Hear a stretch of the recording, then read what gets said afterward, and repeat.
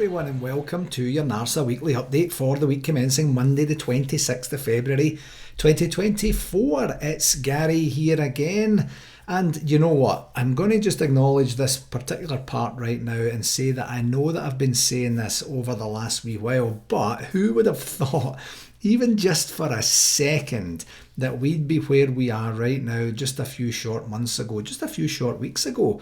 Quite honestly, not me. That's for absolute certain. And I think in general terms, I'm a very optimistic Rangers fan. I try not get too down on the team. I try not get too down on any certain players.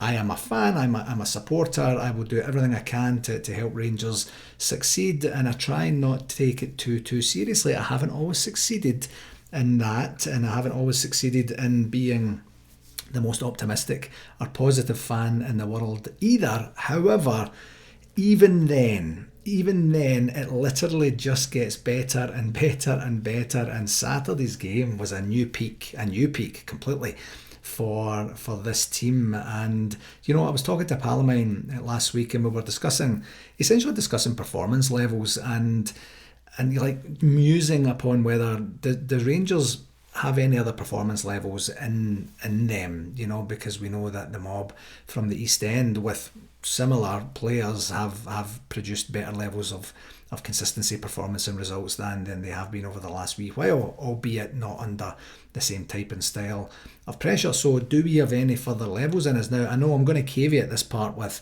I know that I've said someone at some point is going to get a real doing. And ideally it would be Hearts, but it doesn't really matter who it is, because ultimately what I'm talking about is strikers scoring goals, or actually the whole team scoring goals, getting the goal difference not to be a factor anymore. It wasn't too long ago we were almost double figures behind them in goal difference as well. So, you know, but anyway, do we have any other levels in us? And, you know, he thought probably not, and I was kind of like, who knows? I mean, we never really thought we would be where we are, you know, as I say, a few short weeks back either. And here we go. We're just getting more and more information each week from this team, and the answers are unequivocally yes, we do have more levels. And then when you hear what the manager says when he comes out afterwards, he's very pleased, he's very happy, already looking at the next game and talking about some of the things that we could have done better in the game. And that information, as a leader, when you're imparting that information, it's a lot easier to take on board when you're winning. So when you're not doing so well, when you're not performing to your optimum, when the team aren't getting the results that they're supposed to be getting, or that they're hoping or anticipating that they're going to get, and then someone comes in and says, you didn't do this right, you didn't follow instructions here, this is what happened, this is what I need you to do to get better. It's a very different way to receive that messaging, because you're already going through your own internal struggles as a result of the results, I guess is probably the best way to say it. However, when you come in off of the back of a tremendous performance and a tremendous result and everything going the way that it's going, the mood is lifted, your self-talk, you know, both individually as a person and probably collectively as a team, isn't in the doldrums. It's your self-talk is very positive. That was really good. And then someone says, you know what could make that even better? Do you know what could maybe move you or elevate you to the next level? And they give you a wee bit of information. You take it on board differently. You take it on board from a more positive and a more easy to absorb nature, and then you have ultimately a better opportunity to do something positive with that information. And that's exactly what it seems that we have in terms of the way that the ability of the manager to impart that information at the right time to the right players, to give them, you know, more motivation, more information, and more opportunity to get better. And it's just brilliant, folks, isn't it? It's just absolutely fantastic. And, you know, in testimony, you know, to the success of the team, as you'll know from last week, this is probably the best place to put this part in. We did draw Benfica in the Europa League, you know, and of some of the teams, I mean, it's certainly not the easiest tie, and I'll say easiest in inverted commas, but I don't know that it's the toughest tie that we could have got as well. You know, they're top of the Portuguese league. I think the Portuguese teams wouldn't be overly excited about coming to Ibrox and playing us afterwards. We have to do a good enough job in the first leg to make sure that we've actually got something to play for in the second leg. But I think I was hearing last week that we've only been beat by Portuguese opposition over a European tie once in like over 10 appearances, or 10 attempts, which is great. And I think we've got that little bit of what would you say, defiance around teams from certain countries. I get the same feeling from teams from Germany as well. I don't overly fear anyone. Maybe Bayern, not this season, of course, but all other teams I think are fair game for Rangers. And I've got that same feeling for the Portuguese teams as well. So long may that feeling of what would you say, superiority, long may that continue. Anyway, on to the game segment for this week. Of course, just the one game last week, and it was Saturday's absolute demolition of Hearts 5-0. Of course, in what was Connor Goldson's 300th game, and I just actually heard on the Heart and Hand podcast this morning that it was he's the quickest player to get to 300 games for Rangers too. So that's kind of fun, isn't it? It's kind of unique, and that's testimony to the guy's fitness, the guy's availability. He very, very rarely ever misses a game, does he? And and coming to us with that, the diagnosis of the heart defect, which kept him out of football for, what was it, the best part of 3 years, I think, before he joined us. And you're kind of thinking at that point, well, that's fascinating. Rangers would sign another injured player, and the guy turns out to be an absolute stalwart for us. And congratulations and thank you to Connor Goldson for his 300 games for us. We had 4 different goal scorers on the weekend, and as far as I can tell, it's a wee bit difficult, and I looked back on the highlights prior to recording today as well. I think we had 5 different folks assisting, and by the way, not one of them was James Tavernier. How often in the past 6-7 years have we said that we scored 5 goals and either not one of the goals or not one of the assists was from James Tavernier? I'm not 100% sure we get an opportunity to say that too much. We had goals from Diamandi, Cortez, 2 from Dessers, of course the 2 more difficult ones that he got, the chances that he got, and then a brilliant finish by Fabio Silva to wrap it up there.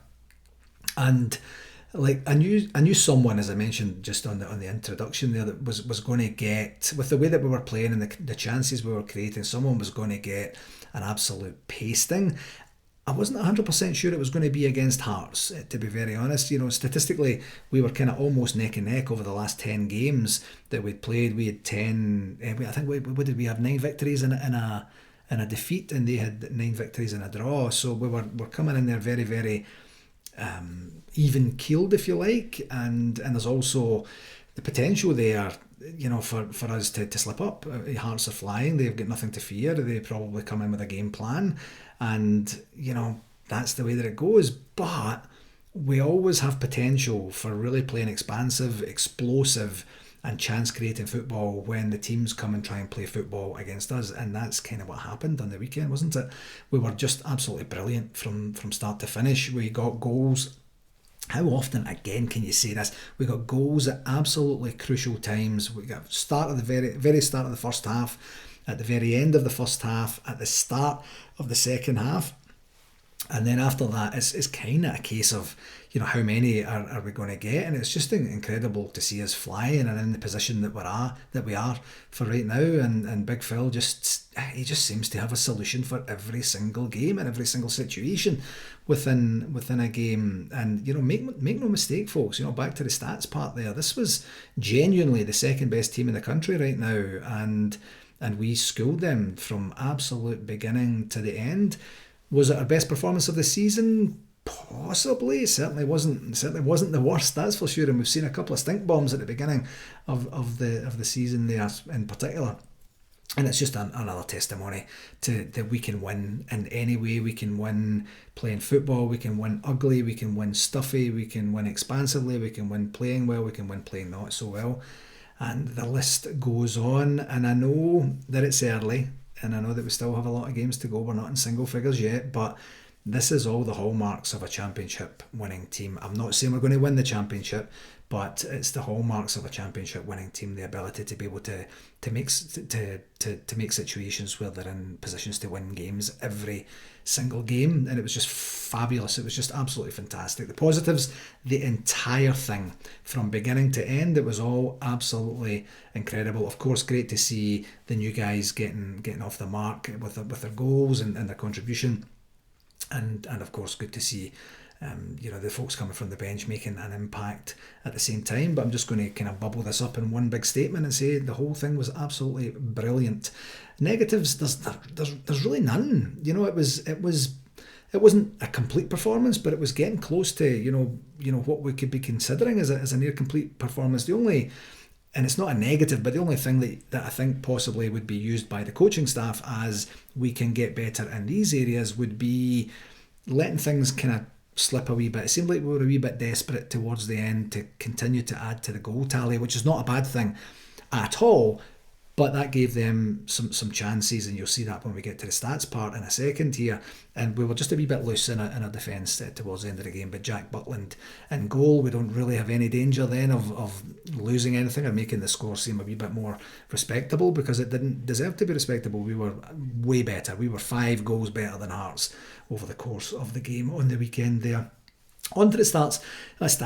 We had 53% possession. We have 15 shots on goal, 12 on target.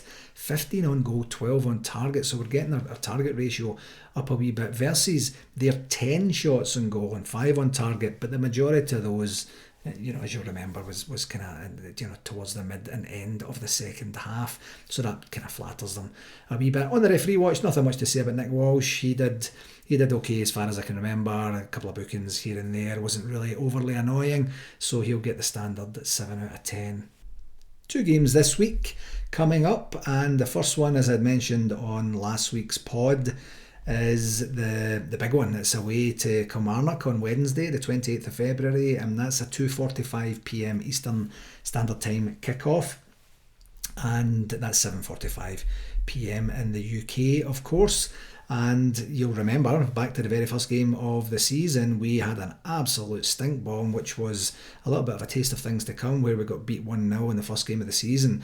To only get beat 1-0 against a team who are showing the form that they are, especially against some of the bigger teams in the league, and just come away with a 1-0 defeat is, I don't know if that's a positive or not. And we beat them 3-1 in early January, which was actually the last game just before the winter split, with goals from Ross McCausland, Abdallah Sima and Todd Cantwell.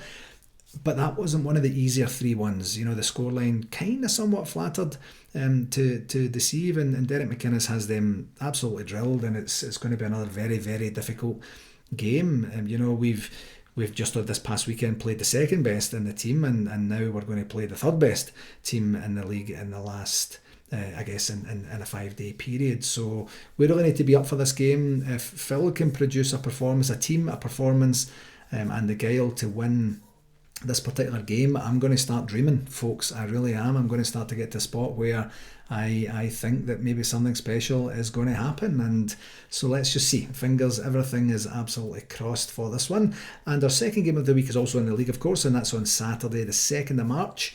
And that's a 10 a.m. Eastern Standard Time kickoff, and that's at home to Motherwell. That's 3 p.m. in the UK. We beat them 1-0 in late September with a goal from Cyril Dessers, and then 2-0 at Motherwell in late December with goals from Kieran Dowell, remember him, and Todd Cantwell. So, Motherwell, of course, are hot off the heels of an injury time defeat by the casual sexist Brendan Rodgers team, and they were acting like they won the World Cup at the end. These folks, and I can say this from a position of certainty, folks, the Celtic are absolutely papering over the cracks with that victory on the weekend there. And the reason I can say that with certainty is I used to be a painter and decorator. I used to be a brilliant painter and decorator, probably the best painter and decorator in Scotland, quite honestly. And that is how I know that they're papering over the cracks, because I used to do a lot of wallpapering, during my stint as a painter.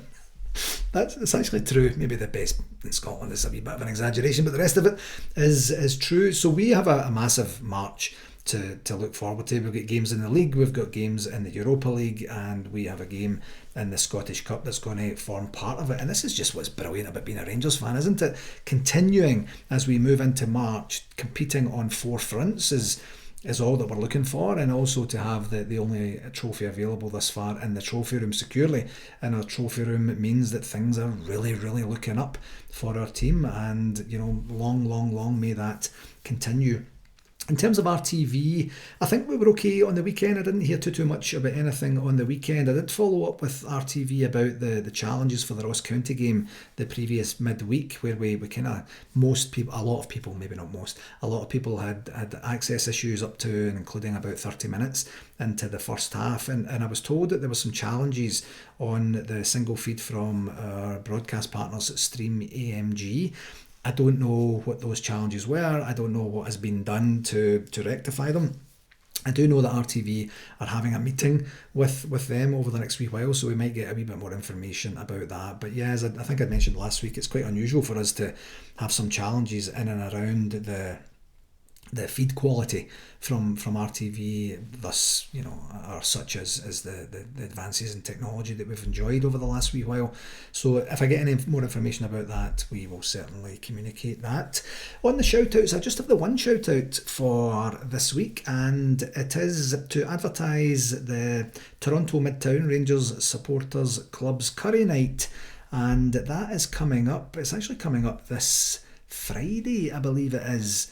And I'm just going to look at the flyer here. Yeah, Friday, March the 1st, and it's 7:30 start, drinks at 7 p.m. It's $30 a head, and what I'll do is I'll put information on the blurb for tonight, where if you're looking to head over there for a curry, you can do that. That's going to be at their host venue, of course, which is Gatherings, and I'll put the details in there. And this is Andy Burnett now organising. That was Leo's seat that's going to collapse under me here if I move anymore. Wow, I need to get him a new seat, I think. But yeah, this is Andy Burnett. He seems to be the social convener for all things that are going on in North American Rangers supporters, entertainment-wise. So just hot off the heels, of course, of the Narco weekend last weekend in Arizona. He's now organising a bit of a curry night, a glutton for punishment. I don't know how you would classify it, but good on you, Andy, for getting that organised. And as I say, I'll put the information in the blurb for tonight's pod or today's pod, and hopefully if you're in the area you can go along and have a wee bit of a meal with some like-minded bears. On to the convention front, we did have a meeting last week with Experience Kissimmee to work through the specific help and support that they would be able to provide us as we hone in on selecting a venue for NARSA 2025 that's going to be down in Orlando in Florida, or Kissimmee I guess I should probably say, in Florida. So what we're going to be doing this week is doing a final review of the contracts with a view to getting the particulars completely ironed out. I do actually have some time in my calendar blocked off for that today, and then we will see where we're at. But we could be in a position where there's an announcement coming at some point over the next wee while. Now, for regular listeners, I know that I said a version of that as it came to New York 2024, and that ultimately didn't materialise into an actual convention. I'm confident this one is going to materialise into an actual convention, so that's why I say it with a degree of confidence.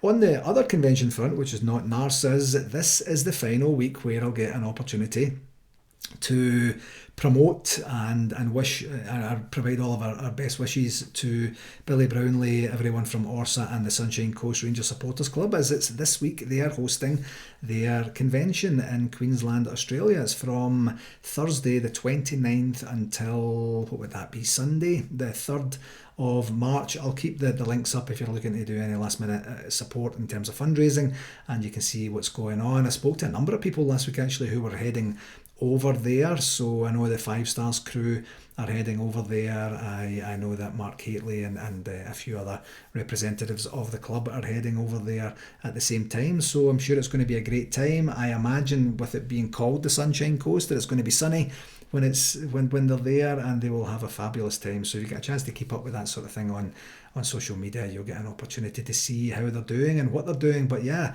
good luck to everyone. That came up pretty quick, didn't it? Good luck to Billy and his whole entire team there, and I hope that it goes absolutely perfectly for everyone involved.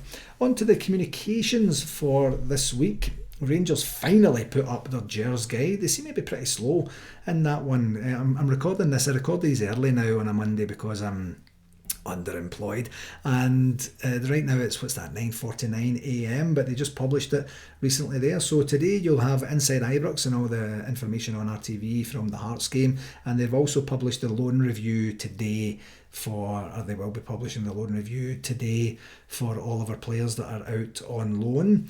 Tomorrow we have the press conference for the Kilmarnock game. On Wednesday, of course, we have the Kilmarnock game, and it's going to be accompanied by an interview on RTV by John Suter, or with John Suter.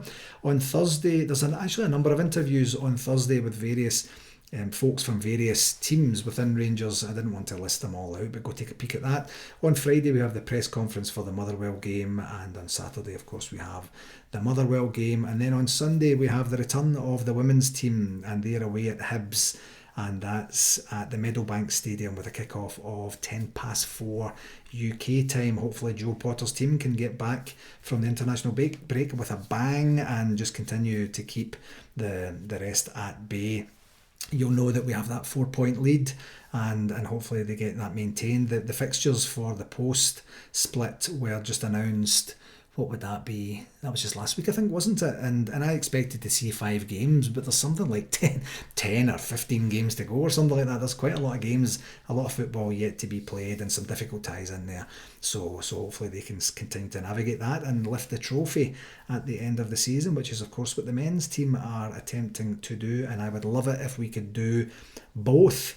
I'm just going to also mention the International Rangers Coaching Convention, or Coaches Convention, which is from the 27th to 31st of March, and as you'll know if you've listened to the last couple of pods here, they did have a significant success with the online version, so they now have it in person, and I'll keep the blurb, I'll keep the information on the blurb there. But it's a 5-day event. It's £495 per person, and there is a 3-day package. And I haven't heard if they've launched the individual day passes just yet. Strategically, that's something they would probably do a little bit closer to the time. That's certainly the way we do it from our convention ticket distribution perspective, so we'll see how that goes.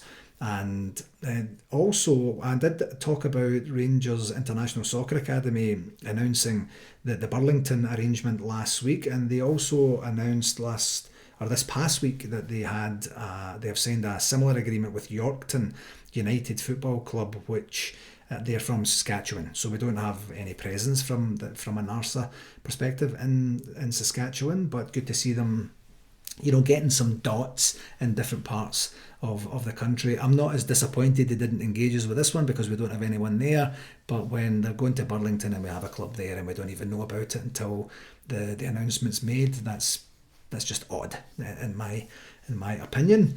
And from a communication announcement perspective, I guess I could probably say, if it's an announcement, what I've noticed actually since we did the pod here is that not everyone listens to the pod. Podcasts aren't for everyone. We always put the link to the YouTube.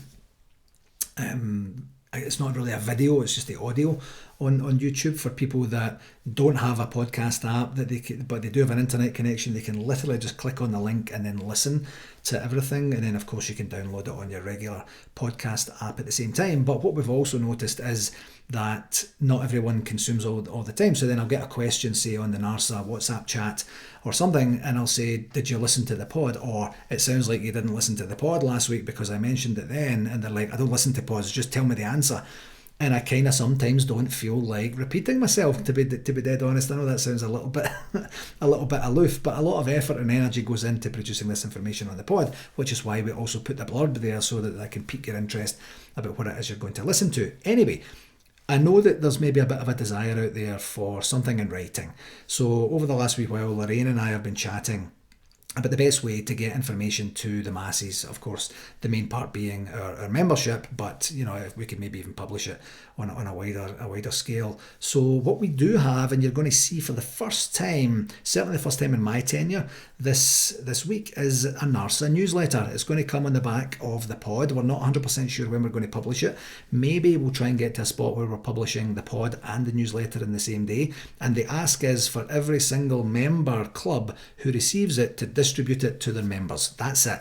forward and send it to your membership, and then they'll at least have an idea of what we covered on the pod, main happenings with Rangers, and main things that are coming up logistically with NARSA at the same time. So the NARSA newsletter, we've got the design done a really good job on the design, and really looking forward to seeing what content we can get out there for you, and Lorraine's going to take a lead on that and get that out to you. So the fact that I've said it now, the commitment is set, and we will have that in your inboxes. Maybe not today, but at some point this week, and then we'll get a wee bit more solidified about what our process and our delivery mechanism is from that going forward. So it won't be everything that we've covered, but it will certainly be a bit of a snippet and something to inform you, hopefully edutain you and educate you at the same time, I guess. Well, I guess that's edutain, and it'll be something that'll give you a wee bit of an opportunity to be a wee bit closer to the things that are happening from a NARSA viewpoint. And just one last thing on the communications front, I do still have to reach out to Lynn and Kevin about organising David Holmes' interview. So I did say last week it was on my list of things to do. It's still on my list of things to do. I'll get to that this week, folks, I promise. And hopefully you'll have an interview with David Holmes to listen to at some point over the next wee while.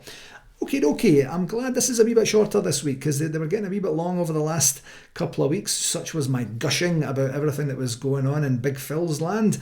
But that will do it for this week, my friends. As always, I'd like to take this opportunity to thank you very, very, very much for taking the time to listen. And please do share it with someone that you think might enjoy it. And what's left to say, folks, this is a massive week for us. Let's just keep it going, and until next week, here's to cementing our place atop the league table and continuing our great form as we march towards further silverware and success this season. Until next week, folks, take care of yourself, okay? Cheerio now.